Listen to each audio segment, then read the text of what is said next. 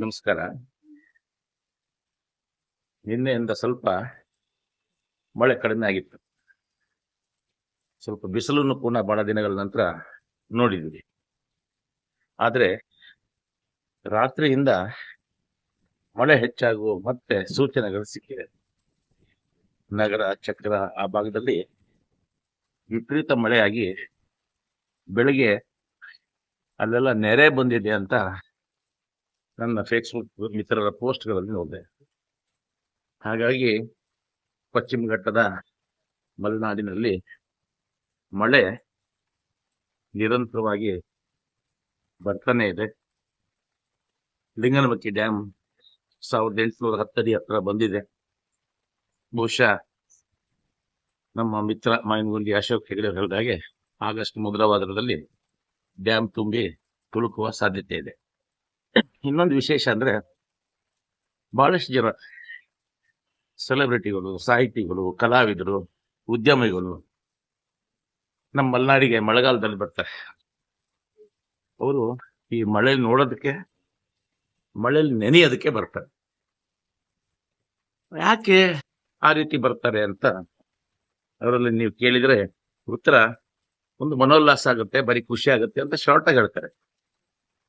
ಆದ್ರೆ ಮೊನ್ನೆ ಬಂದಂತ ನಮ್ಮ ಖ್ಯಾತ ಸಾಹಿತಿಗಳು ಆದಂತ ಕುಂ ವೀರಭದ್ರಪ್ಪನವರು ಪ್ರತಿ ವರ್ಷ ಮಳೆಗಾಲದ ಮಧ್ಯದಲ್ಲಿ ನಾನು ಮಲೆನಾಡಿಗೆ ಬರ್ತೀನಿ, ಅದರಿಂದ ನನಗೆ ಏನಾಗುತ್ತೆ ಅಂತ ಹೇಳಿದ್ರೆ ಒಂದು ವರ್ಷಕ್ಕೆ ಬೇಕಾದಂತ ಉಲ್ಲಾಸ, ಹುಮ್ಮಸ್ಸು ಬರುತ್ತೆ. ಮಲೆನಾಡಿನ ಮಳೆ ಒಂದು ರೀತಿ ನನಗೆ ರೀಚಾರ್ಜ್ ಮಾಡುತ್ತೆ ಅಂತ ಹೇಳಿ ಮೊನ್ನೆ ತೀರ್ಥಹಳ್ಳಿಯ ಸಾಹಿತ್ಯ ಪರಿಷತ್ ಅಧ್ಯಕ್ಷರು, ಪತ್ರಕರ್ತರು ಆದಂತ ಕೆ ರಮೇಶ್ ಶೆಟ್ಟಿ, ಧರ್ಮಕುಮಾರ್ ಗೆಳೆಯರು, ಅಕ್ಷತಾ ಪಾಂಡವಪುರ ಇವರೆಲ್ಲ ಸೇರಿ ಅನೇಕ ಕಡೆ ಮಲೆನಾಡಿನ ಏನು ದಟ್ಟಾರಣ್ಯದ ಮಧ್ಯೆ ಜಲಪಾತಗಳು, ಮಳೆನಲ್ಲಿ ನೆನೆದು ಹೋದಂತ ಪೋಸ್ಟ್ಗಳನ್ನ ನಾನು ನೋಡಿ. ಇದು ಸತ್ಯ ಕೂಡ.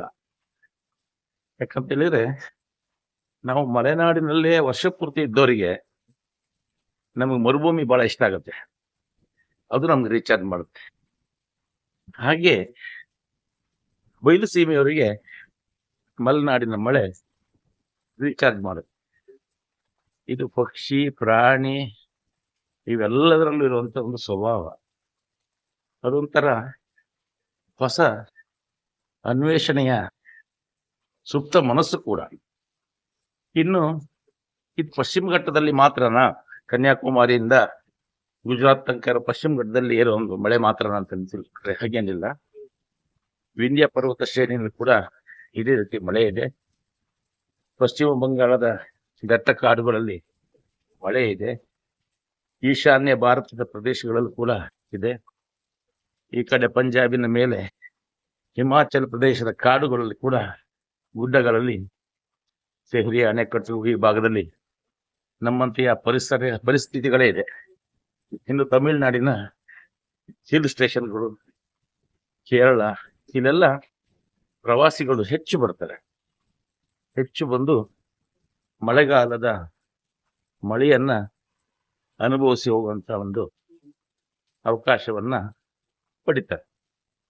ನಾವು ಮಲೆನಾಡಿಗರಿಗೆ ಈ ಮಳೆ ನಮಗೆ ಒಂದು ರೀತಿಯ ಜೀವನಾವಶ್ಯಕವಾದಂತ ಒಂದು ಋತು. ಅದು ಮಳೆ ಚೆನ್ನಾಗಾದ್ರೆ ಮಾತ್ರ ನಮಗೆ ಬೆಳೆ ಆಯ್ತು ಅಂದ್ರೆ ಕುಡಿಯೋ ನೀರು, ನದಿಗಳಲ್ಲಿ, ಕೆರೆಗಳಲ್ಲಿ, ಕಟ್ಟೆಗಳಲ್ಲಿ ನೀರು, ಬಾವಿಗಳಲ್ಲಿ ನೀರು, ಈ ರೀತಿ ಎಲ್ಲ ಆಗ್ಲಿಕ್ಕೆ ನಮಗೆ ಈ ಮುಂಗಾರು ಮಳೆ ತುಂಬಾ ಅನಿವಾರ್ಯ. ಅದರ ಜೊತೆಯಲ್ಲಿ ಮಳೆಗಾಲವನ್ನ ನಾವು ಹೆಚ್ಚೆಚ್ಚು ಇಷ್ಟಪಡಲೇಬೇಕಾಗಿದೆ, ಅದು ಅನಿವಾರ್ಯ. ಈ ಪರಿಸರದಲ್ಲಿ ನಾವು ಅದು ಹೊಂದ್ಕೊಳ್ಳೇಬೇಕಾಗಿದೆ.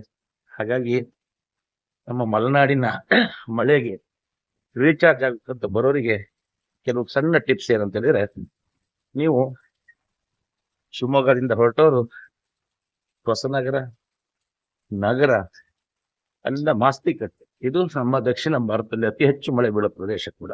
ಅಲ್ಲಿಂದ ನೀವು ಹುಲಿಕಲ್ ಘಾಟ್ ಅಥವಾ ಬಾಳೆಬಲ್ ಘಾಟ್ ಇಳಿದು ಅಲ್ಲಿನ ಸಿದ್ದಾಪುರದಲ್ಲಿ ಬಲಕ್ಕೆ ತಿರುಗಿ ಕಮಲಕೆಲೆ ಮೂಲಕ ಒಣಸೆ ಮೂಲಕ ಕೊಲ್ಲೂರು ಹೋಗಿ, ಕೊಲ್ಲೂರಿಂದ ಕೊಲ್ಲೂರು ಘಾಟಿನ ಹತ್ತಿ ಮತ್ತೆ ನಗರಕ್ಕೆ ಬರ್ಬೋದು. ಅಥವಾ ನೀವು ಬಾಳೆಬರ್ ಘಾಟಿ ಇಳಿದು ಕುಂದಾಪುರ ಮರವಂತೆ ಮೂಲಕ ಭಟ್ಕಳ ತಲುಪಿ, ಭಟ್ಕಳದಿಂದ ಕಾರ್ಗಲ್ಲಿಗೆ ಬರೋ ಕೋಗಾರ್ ಘಾಟಲ್ಲಿ ಬಂದು ಜೋಗ್ ಫಾಲ್ಸ್ ನೋಡ್ಬೋದು. ಇಲ್ಲ ನನಗೆ ಇನ್ನೂ ಮುಂದೆ ಹೋಗ್ಬೇಕಂದ್ರೆ ನೀವು ಭಟ್ಕಳದಿಂದ ಮುಂದೆ ಹೊನ್ನಾವರ ಹೋಗ್ಬಿಟ್ಟು ಅಲ್ಲಿ ಗೇರ್ಸೊಪ್ಪ ಘಾಟಿಯಿಂದ ಜೋಗ್ ಫಾಲ್ಸ್ ಆಗ್ಬೋದು. ಇಲ್ಲ ಇನ್ನೂ ಹೆಚ್ಚಿನ ಮಳೆಗೆ ನೋಡ್ಬೇಕಂತ ಹೇಳಿದ್ರೆ ನೇರವಾಗಿ ಕುಮಟಾ ಹೋಗಿ, ಕುಮಟಾದಿಂದ ದೇವಿ ಮನೆ ಘಟ್ಟ ಹತ್ಬಿಟ್ಟು ಸಿರ್ಸಿ ಬಂದು ಸಿದ್ದಾಪುರಕ್ಕೆ ಬಂದು ಜೋಗ್ ಫಾಲ್ಸ್ ಬರ್ಬೋದು. ಇನ್ನೊಂದಿದೆ ಕುಮಟಾದಿಂದ ಮನೆ ಇದು ಹೊಸಮನೆ ಘಟ್ಟ ಅಂತಾನೆ ಹೇಳ್ತಾರೆ, ದೊಡ್ಡ ಮನೆ ಘಟ್ಟ. ರಾಮಕೃಷ್ಣ ಹೆಗಡೆ ಅವರ ಮಾಜಿ ಮುಖ್ಯಮಂತ್ರಿ ಅವ್ರ ಊರಿನ ಮೇಲೆ ಹೋಗುತ್ತೆ. ಬಹಳ ಕಡಿದಾದ ವಾಹನ ಸಂಚಾರ ತುಂಬಾ ಅಪರೂಪ ಇರುವಂತದ್ದೊಂದು ಘಾಟಿ ಇದೆ. ಪಕ್ಕದಲ್ಲೇ ನದಿ ಹರಿತದೆ. ಆ ಮೂಲಕ ನೀವು ಸಿದ್ದಾಪುರ ಬಂದು ಸೇರ್ತೀರ. ಇನ್ನು ತೀರ್ಥಹಳ್ಳಿಯಿಂದ ಆಗುಂಬೆ ಘಾಟಿ ಇಳಿಬೋದು. ಆಗುಂಬೆ ಘಾಟಿ ಇಳಿದು ನೇರವಾಗಿ ಈ ಎಲ್ಲಾ ಘಾಟಿಗಳನ್ನು ಹತ್ಬೋದು. ಅಥವಾ ನೀವೊಂದು ಸರ್ಕ್ಯೂಟ್ ಮಾಡ್ಕೋಬಹುದು. ಆಗುಂಬೆಯಿಂದ ಇಳಿದು ಬಾಳೆಬರ್ ಸಿದ್ದಾಪುರ ಬಂದು ಬಾಳೆಬರ್ ಹುಲಿಕಲ್ ಘಾಟಿ ಹತ್ತಿ ನಗರ ತಲುಪಿ, ನಗರದಿಂದ ಮತ್ತೆ ಕೊಲ್ಲೂರು ಘಾಟಿನಲ್ಲಿ ಕೊಲ್ಲೂರು ತಲುಪಿ, ಅಲ್ಲಿಂದ ಮರವಂತೆ ಬೀಚ್ ನೋಡ್ಕೊಂಡು ಅಲ್ಲಿಂದ ಭಟ್ಕಳ ಬಂದು, ಭಟ್ಕಳದಿಂದ ಕೋಗಾರ್ ಘಾಟಲ್ಲಿ ಜೋಗ ತಲುಪಿ, ಜೋಗದಿಂದ ಮತ್ತೆ ಗೇರ್ಸೊಪ್ಪ ಘಾಟಿನಲ್ಲಿ ಹೊನ್ನಾವರ ಇಳಿದು, ಹೊನ್ನಾವರದಿಂದ ಕುಮಟಾ ತಲುಪಿ, ಕುಮಟಾದಿಂದ ದೊಡ್ಡಮನೆ ಘಟ್ಟದಲ್ಲಿ ಸಿದ್ದಾಪುರಕ್ಕೆ ಬಂದು, ಸಿದ್ದಾಪುರದಿಂದ ಮತ್ತೆ ಸಿರ್ಸಿ ಹೋಗಿ, ಸಿರ್ಸಿಯಿಂದ ದೇವಿ ಮನೆ ಘಟ್ಟದಿಂದ ಮತ್ತೆ ಕುಮಟಾ ಸೇರ್ಬೋದು.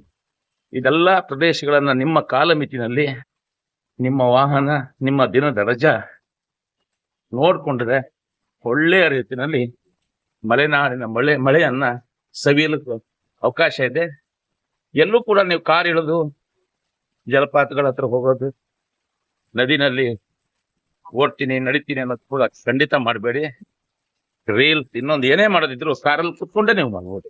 ಹಾಗಾಗಿ ಅದು ನಿಮಗೆ ಸೇಫ್ಟಿ ಕೂಡ. ಹಾಗಾಗಿ ನೀವು ನಿಮ್ಮ ಕುಟುಂಬದ ಜೊತೆಗೆ ಕಾರ್ನಲ್ಲೇ ಒಳ್ಳೆ ಡ್ರೈವರ್ನ ಇಟ್ಕೊಂಡು ಮಲೆನಾಡಿನ ಪ್ರವಾಸವನ್ನ, ಈ ಸರ್ಕ್ಯೂಟನ್ನ ತಿರುಗಬಹುದು ಅಂತ ಹೇಳ್ತಾ ನಾನು ನಿಮಗೆ ಮಾಹಿತಿನ ಕೊಡ್ಲಿಕ್ಕೆ ಇಷ್ಟಪಡ್ತೇನೆ.